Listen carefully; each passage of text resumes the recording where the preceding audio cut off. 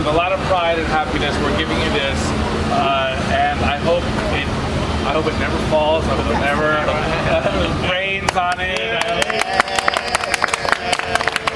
The Queens Historical Society is giving a plaque that confers his landmark, not status, but landmark significance to the borough of Queens. So this is really just symbolic. It doesn't have any weight in city government, but it can be a first step if you're going to be trying to get historic landmark status for your building. Okay. So it's just the plaque. That's all it is. But we give it to places that are historically significant, that are maybe starting the process to become landmarks. How often do you give them out? It depends on, sometimes they solicit to us. Sometimes we find something we want to do. We've done about 24. We've done about 24 since the mid-1990s. Okay. And this is, I think, one of the longest stretches that we've gone without doing a plaque dedication, due in part to the pandemic. This was supposed to be done in May, June of 2020. Right, which, who knew in January of that year that it was going to be in the heart of the pandemic, which was yet to come, but it came and it got delayed and pushed back, but thank God we're here on this day to do it. So better late than never, but we're happy that it was done. Friends Tavern is the oldest surviving gay bar in Queens. There were others before this that have died. But Friends continues to. There were others before that. There were others before. Gay men have been living in Jackson Heights since the 20s.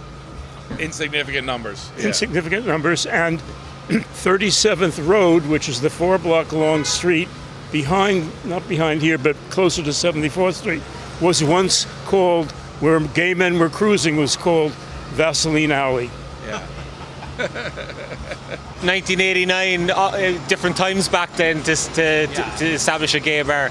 Yeah, and it's also worth noting that the gay population in Jackson Heights is largely Hispanic, Southeast Asian.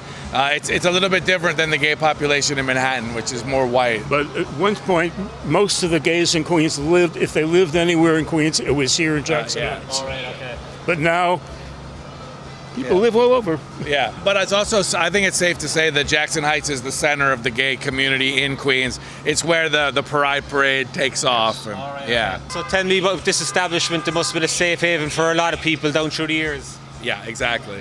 In the 60s, before Stonewall, bars were about the only place you could meet people except, cruising around parks or whatever. But by the time this place got started, there were plenty of alternatives. In New York. In a place like New York, there were all kinds of clubs. There were gay bathhouses. There were all kinds of clubs. There were travel clubs. There were gay churches and synagogues. But I can tell you, because I work for the Queens Economic Development Corporation, and I know what small businesses go through, I have a lot of respect for these guys to be able to keep it going all this time. They've had one change of ownership. The original founder is still there. He was actually in the photo. This is a place where a lot of people have fun. It's where a lot of people let loose, and it's where they meet people and where they go to be themselves. So it's a great business from a business point of view, and it provides a service to the community. So I'm sort of really happy, doubly happy to give this award to them.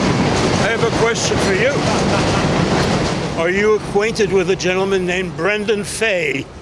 Yeah. Who is of Irish descent and comes from Ireland, and he ran the first gay St. Patrick's Day parade in Queens. I actually have an Irish-American podcast called The Long Haul Podcast, and I interviewed Brendan on it. So if you go onto YouTube, you'll see an interview. I think it was after the St. Pat's Broad Parade maybe 2 years ago, and I interviewed him for the Queen's Post the year before. And there's a gay senior center here in Jackson Heights, which I usually go to on Wednesday, Thursday, and Brendan Fay leads a men's group. All right, okay. And I'm usually there every Thursday for his men's group. Yeah, he was leading the protests back in the 80s, was it? And he got married in Canada. That's right. Before you could marry there, yeah. And he had a business helping people go to Canada to get married. In this case, the owner, Eddie, came to our board and gave a presentation about why he thought it was historically significant. Okay. And then we talked about it at a further meeting, and then we voted on it and decided to award them. It's that simple. Okay.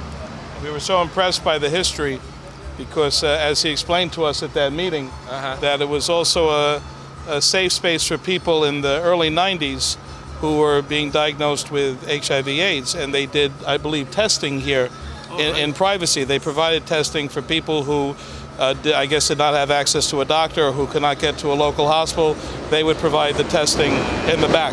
But that we found to be very, very historically significant and very special. You know, I mean, it's a very dramatic thing. It's a very serious thing, but it shows you how linked to the community this place is. We give these landmark plaques to. It could be a neighborhood. It could be. It could be a neighborhood, it could be one place, it could be like a Greek American sports club.